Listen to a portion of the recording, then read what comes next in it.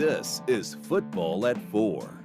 Josh Hennick filling in for Mike Gill here on 97.3 ESPN. Yes, Football at 4 is powered by the Inside the Birds podcast. And Andrew DiCecco joins us as he does each and every Thursday here on 97.3 ESPN.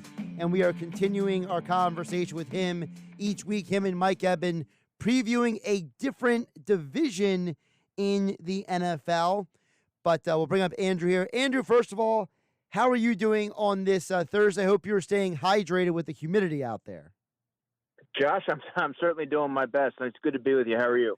Doing well. But before we get to the NFC West, I do want to ask you really quick because, you know, I saw you writing about on Twitter X about how, you know, players you're looking forward to. And I want to specifically ask you about one of the names you put out there. Josh Jobe, because he's a guy that you have talked about a lot in recent years. And I want to know for you, you know, when you look at some of these guys with these new coaches coming in the training camp, you know, how for you are you evaluating differently knowing that, you know, the past couple of years it was one defensive coordinator, and then they changed it again last year. Now they changed it again this year. So for you, how does changing coordinators impact how you're evaluating players as you're going in the training camp? In terms of Josh Jobe, I know you led with Josh Jobe. Is that who you're asking about? It's just in general. I mean, you can use Jobe as an example, I meant, but like, you know, in general, like how are you like deciphering all this? Well, you have to look at everything differently because there's different styles, and they're going to be asked to execute differently. And I think in terms of communication, that's where you're really going to see the Eagles have a completely reinvigorated, I guess, unit with Christian Parker, the new defensive backs coach, and Vic Fangio. And I think just having a fresh perspective and pretty much a clean slate, they don't know any of these players. So they're all going to have an opportunity to really earn their roster spot. And by doing that, you have to be a consistent practice player, which factors very heavily for Vic Fangio. And Josh Jobe, you know, as an example, was the breakout star of training camp last summer. So practice habits go a long way with Vic. And when you're trying to really find out who your core members are going to be, I mean, it comes down to communication and execution. And Josh really did that last year. And he's also a very prominent fixture on special teams. So that also really comes into the equation here when you're trying to whittle things down in a very crowded defensive back room. You know, it's interesting because we're counting down the days of training camp, and I think some people are still trying to, you know, wrap their head around the idea that this is a completely new coaching staff, basically, around Sirianni, and that newness is something that no matter how much you have in OTAs and minicamp, Andrew, these players still have to fully get this down, right? This is not going to happen overnight. Exactly, and that's something that I've been sort of trying to kind of educate the audience on is that, listen, they may not just hit the ground running. There's a lot of different subtleties and nuances to this defense. Yes, they had been running variants of this defense in the past, so it's not completely new, but to be able to execute in the way that Vic wants you to do it and they have to see it the same way, all that stuff takes a long time to get all 11 players operating in concert. And I think that it's tough to really appreciate that when you're looking at things in a vacuum, but that's something that really needs to be taken into consideration here. That's why it was so important to have the mini camp and the OTAs to really use that time as an installation period so that you're not really wasting any days in training camp, for lack of a better term. You're able to maximize the practices that you have and really build on what you learned in the spring. And let's get to the NFC West as promised. And one of the teams that is also bringing in a new coaching staff is the Seattle Seahawks, a team that was 9-8 last year, missed out on the postseason. They're going through a change as well as Philadelphia. So for you, what are you keeping an eye on with the new head coach McDonald and the Seahawks out there in Seattle? Well, obviously, I love their continuity there at the wide receiver position, and DK Metcalf, Tyler Lockett, Jackson Smith, and Jigba, who was a rookie last season. Eagles fans remember him very well. Their offensive line isn't too bad. Charles Cross, who was their first-round pick in 2022, He's a player that I like. They also have Abraham Lucas at the other tackle spot, who's a third-round pick in 2023.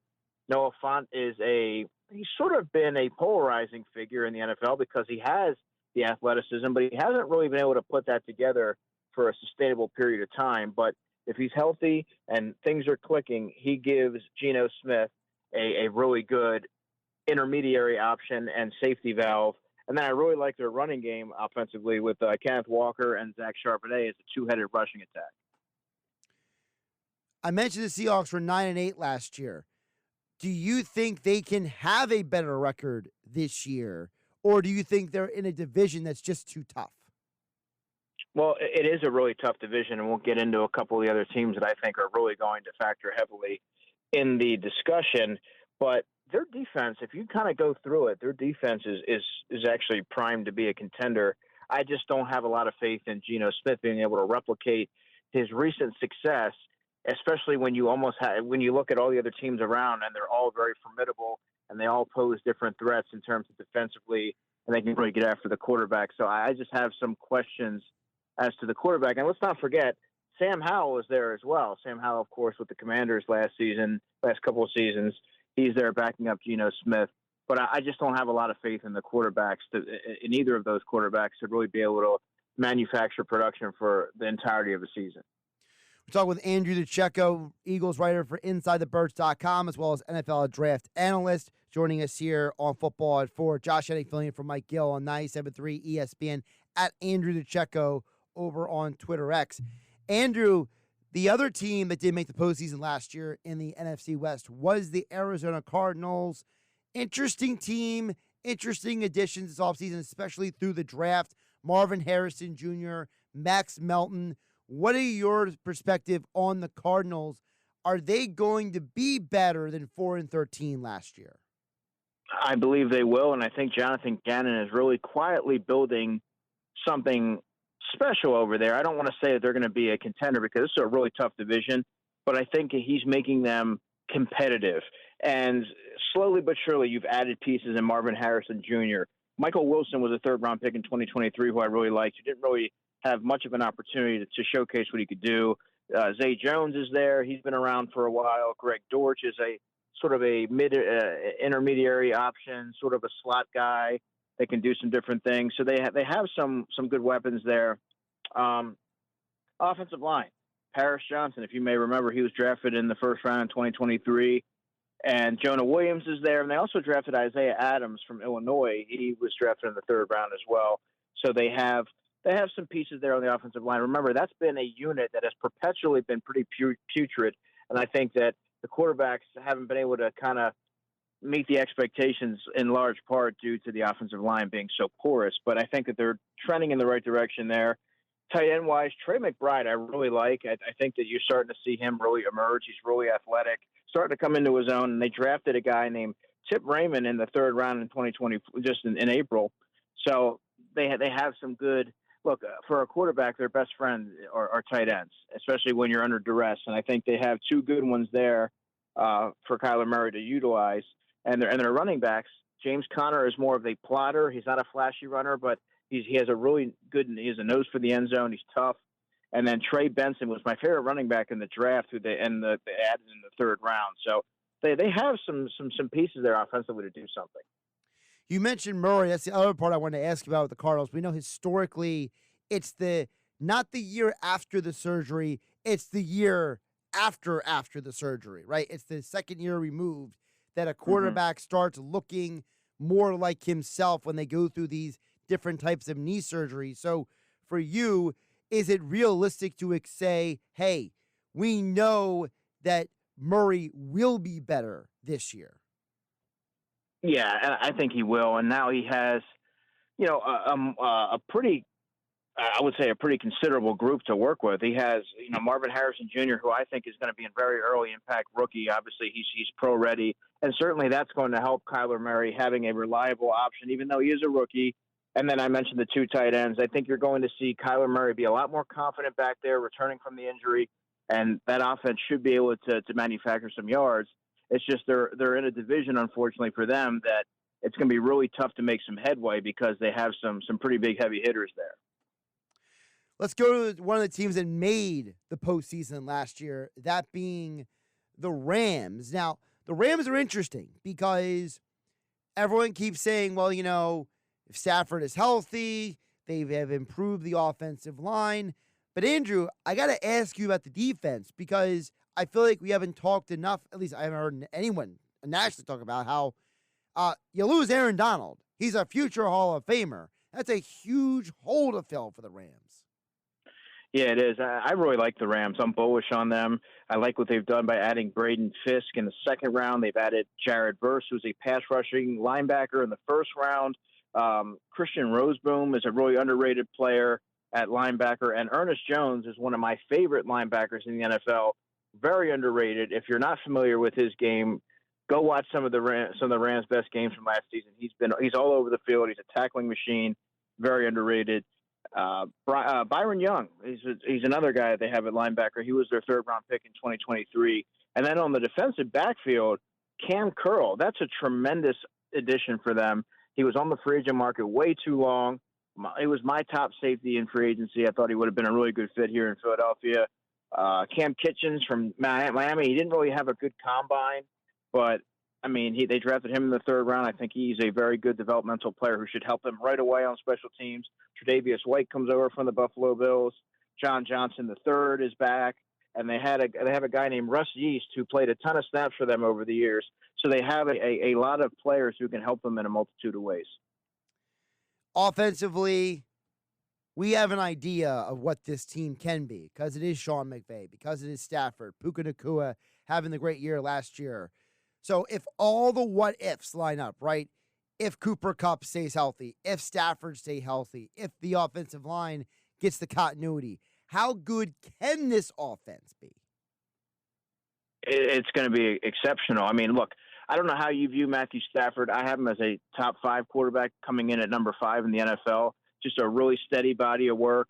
Even as he approaches 40 years old, he's just someone who he's a 3-level threat. He can make all the throws. He can get himself out of a bind, and he has a really, really strong receiving core in Cooper Kupp, Puka Nacua, Demarcus Robinson, Tutu Atwell, a bunch of different players that bring different traits to the forefront that I think that Matthew Stafford is being that veteran, that battle-tested veteran is going to be able to maximize. And then offensive line, Jonah Jackson at left guard, Steve Avila at center, who I really like coming out of TCU, and Kevin Dotson at right guard. That really gives them solid protection right in the middle of that offensive line. And then they've also added Blake Corum, the running back, of course, from Michigan in the third round, which will complement Kyron Williams, who has been banged up a lot. So I really like the weapons that they have there. Finally, with Andrew DiCecco here on Football at 4, powered by the Inside the Birds podcast. Andrew, I will ask you about the team that many people consider the best team in the NFC still, that being the San Francisco 49ers. My first question I want to ask you is there any concern on your part that this drama with Brandon Ayuk could interrupt the 49ers' success this year? Not so much. Look, Brandon Ayuk is an elite wide receiver, and I feel pretty comfortable saying that. But they already have Deebo Samuel, Jawan Jennings had a really good Super Bowl, and they've drafted Ricky Pearsall out of Florida, who I really like coming out of the draft. Exceptional route runner, more of a vertical slot type of player, and Jacob Cowing, who is a very small wide receiver, but he's excellent in the short area, explosive, quick twitch guy.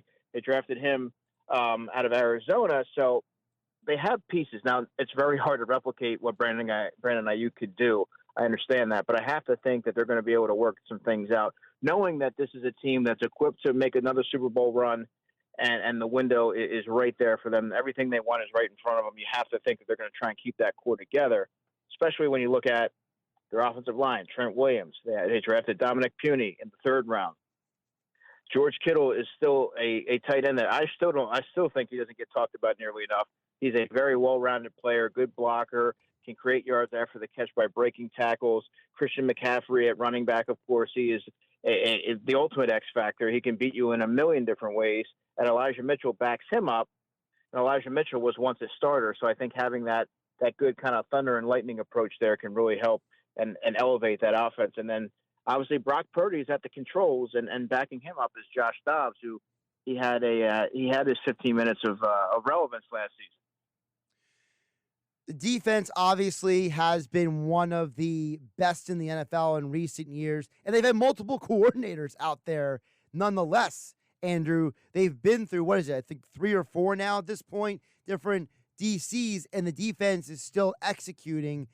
So what is the 49ers defense heading into 2024, coming off of a season where, let's be realistic, the reason why they lost Super Bowl was because they went against the best quarterback in the NFL. They didn't lose the Super Bowl because they're a bad defense. And presiding over that defense is Nick Sorensen. I'm not sure if you're old enough, Josh, to remember, but Sorensen was a safety for the Jacksonville Jaguars, I want to say under the Jack Del Rio Jaguars in the earlier 2000s. So he's going to look over that defense that has Nick Bosa, Malik Collins, Javon Hargrave, who is still another player who is going to give that defense some juice coming up the middle. Leonard Floyd, it seems he's been around forever. He's there. Fred Warner is one of the best linebackers in the NFL, and they'll also have Dre Greenlaw by all accounts. We'll have to see how he is because, of course, he suffered that injury in the Super Bowl. And then defensively, in the backfield, you have Travarius Ward. I think Travarius Ward is somebody who has quietly been a productive player. He's not a star. He's not flashy, but he's a really consistent coverage player. Talanoa Hufanga is a safety who is one of the best in the NFL. They drafted Malik Mustafa out of Wake Forest. Loved him coming out of the draft. They got him in the 4th round. Jair Brown is a second-year player from Penn State who they drafted in the 3rd round in 2023. I thought he did some really good things as a rookie last season when pressed into service. And then Renardo Green's a corner who I really liked. They got him in the 2nd round. I thought that was a surprising pick there a little bit. But they've always had a good track record of late developing these corners, whether it be a Denominor Lenore or Travarius Ward, whoever it may be. I think the 49ers have done a really good job of developing young defensive backs. Yeah, I remember hard-hitting Nick Sorensen. He was more of a banger than anything else as a safety. Yeah, he couldn't cover. But I remember him being really smart. Yeah, I remember him. I forget what game it was, but I remember they were playing the Titans, and he just, like, lit up somebody on a play, and I was just like I felt it watching the game. So, yeah, I remember Nick Sorensen just for the fact that it was, I remember someone calling him hard-hitting Nick Sorensen, so. Yeah, they're known for having those thumpers at safety. I remember Jonathan Cyprien. He was somebody that did nothing. The only thing he really could do was hit, and Sorensen kind of reminds me of that. Yeah, Cyprien couldn't cover a lick either, which is hilarious. It's like Jack Del Rio was the defensive guy, and he had safeties who couldn't cover, basically. It was like the most bizarre thing in the world. Yeah, exactly. He's Andrew DiCecco. Give him a follow over on the Twitter X platform at Andrew DiCecco. Check out all of his coverage of the Eagles. Remember, we're just a few days away from the Eagles reporting for training camp, so you want to keep it tuned to InsideTheBirds.com for all of Andrew's coverage. And, of course, the Inside the Birds podcast, wherever you get your podcasts. Andrew, great stuff today. We'll talk soon. Have a great day, Josh.